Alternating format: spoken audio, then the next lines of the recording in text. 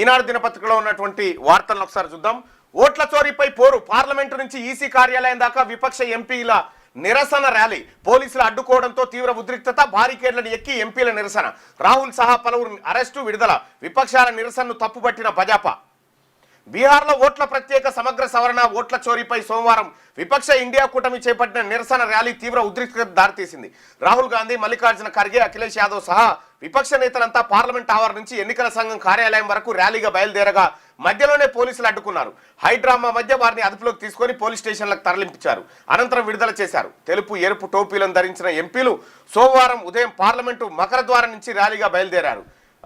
SIR surplus ఓట్ల చోరీ is equal to ప్రజాస్వామ్య హత్య, ఎస్ఐఆర్ లోక్తంత్ర పవార్ అనే బ్యానర్లు ఎస్ఐఆర్ ఓటు చోరీకి వ్యతిరేకంగా ఫ్లకార్డులు పట్టుకొని నినాదాలు చేస్తూ ఈసీ కార్యాలయం వైపు బయలుదేరారు. ఇది రాజకీయ పోరాటం కాదు, రాజ్యాంగాన్ని రక్షించే యుద్ధం. ఒక వ్యక్తికి ఒక ఓటు కోసం పోరాటం.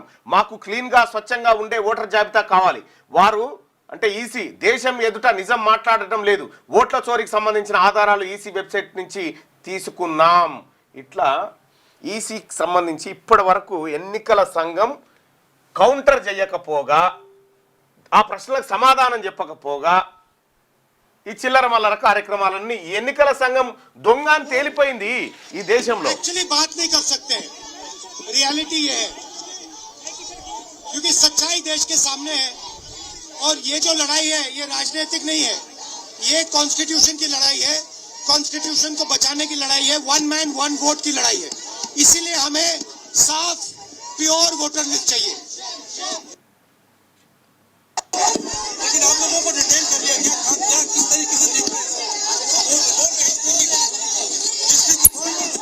वो एक्चुअली बात नहीं कर सकते, रियलिटी ये है क्योंकि सच्चाई देश के सामने है और ये जो लड़ाई है ये राजनीतिक नहीं है, ये कॉन्स्टिट्यूशन की लड़ाई है, कॉन्स्टिट्यूशन को बचा.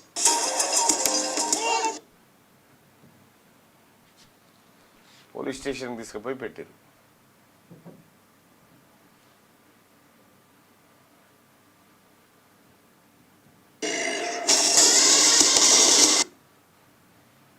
కానీ గింత అన్యాయమా ఎన్నికల సంఘం వాళ్ళకు విపక్షాలని కానీ దేశ ప్రజలకైతే సమాధానం చెప్పాలి కదా. ఎవరిని నమ్మాలి? పబ్లిక్ ఎవరిని నమ్మాలి? ఎన్నికల సంఘమే దొంగ అయిన తర్వాత ఎన్నికల పైన ఎవరికి నమ్మకం ఉంటుంది? ఇంకా దొంగ ఓట్లు తయారు చేయించి, ఫేకు ఫ్యాబ్రికేటెడ్ అంత ఓటర్ లిస్టు తయారు చేయించి, ఓటర్ జాబితా డిజిటల్ రూపంలో ప్రజలకు అందుబాటులో లేకుండా దొంగతనంగా దాచిపెట్టి ఏంది ఎన్నికల సంఘం కథ? ఇది రాహుల్ గాంధీ యుద్ధం కాదు, ఇది ఈ దేశంలో ఉన్నటువంటి ప్రతి పౌరుడి యుద్ధం. ఇది ఇలా తెలంగాణ రాష్ట్రం అట్టుడు కాల్సినటువంటి సమయం ఉండే, కానీ మరి ఎందుకో ఏమైందో తెలియదు, కానీ అట్లా ఆ పరిస్థితి కనిపిస్తలేదు. రాహుల్ గాంధీ గారు బయట పెట్టినటువంటి అంశాలు ఏదైతే ఉన్నాయో, నేను గతం నుంచి చెప్పుకుంటూ వస్తా ఉన్నా, బెంగళూరు కేంద్రంగా వీళ్ళు చేసినారు. బెంగళూరులో జరిగినటువంటి ఘటనను నేను ఆయన బయట పెట్టక ముందుకే చెప్పిన, ఎందుకంటే ఆ టీంలో నేను కూడా సభ్యుడిగా ఉండాల్సిండే, అనివార్య కారణాల వల్ల నేను పోలేకపోయినా. కానీ ఒకటైతే సత్యం, ఈ రాహుల్ గాంధీ గారు బయట పెట్టినటువంటి అంశం ఏదైతే ఉందో, ఈ అంశం చాలా తీవ్రమైనటువంటి అంశం. ఇది ప్రజాస్వామ్యం పైన ఈసీ అనేటువంటి కత్తి పెట్టి కూర్చున్నారు. కాబట్టి ఈ ఓట్ల చోరీ, ఈ నిజాయితీగా ఓట్లు జరగకుండా చేస్తున్నటువంటి ఎన్నికల సంఘాన్ని ఈ దేశంలో ప్రజలు తిరుగుబాటు చేయాల్సినటువంటి అవసరం ఉంది. ఎన్నికల సంఘం ఓట్ చోరీ చేస్తూ ఉంది. దీనిపైనే నిన్న విపక్ష 300 మంది ఎంపీలు రోడ్డు మీద ఎక్కిరు. ఎంపీలు, లోక్సభ రాజ్యసభ సభ్యులు ఇద్దరు, లోక్సభ రాజ్యసభలోంచి 300 మంది ఎంపీలు రోడ్డు మీదకి ఎక్కి లొల్లి చేసిరు. లొల్లి చేస్తే మన తెలంగాణ నుంచి గెలిచిన ఎంపీలు ఎవరెవరు పాల్గొన్నారు? ఎవరికైనా గడ్డం వంశీ, కావ్య, సురేష్ షెట్కార్, మల్లు రవి, గంతే. ఒక్క Reddy MP పాల్గొనలే.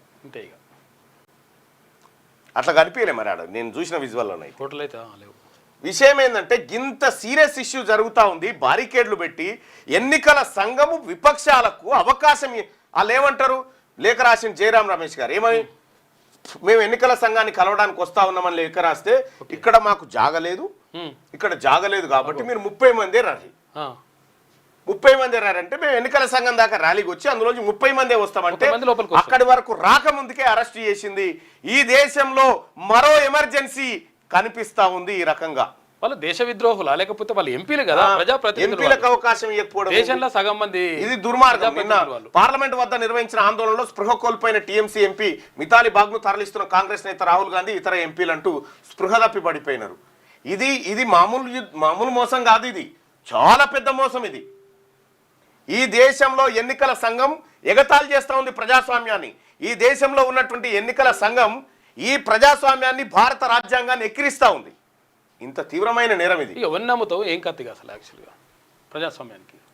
Latest news Telugu మరియు ఇంగ్లీష్ అప్డేట్స్ కోసం ఇప్పుడే క్యూన్యూస్ అఫీషియల్ యాప్ ని ప్లే స్టోర్ నుండి డౌన్లోడ్ చేసుకోండి. సరికొత్త సమాచారాల కోసం క్యూన్యూస్ వెబ్సైట్ ని ఫాలో అవ్వండి. ఛానల్లో ప్రాంతీయ, జాతీయ, అంతర్జాతీయ వార్తలు వీక్షించండి.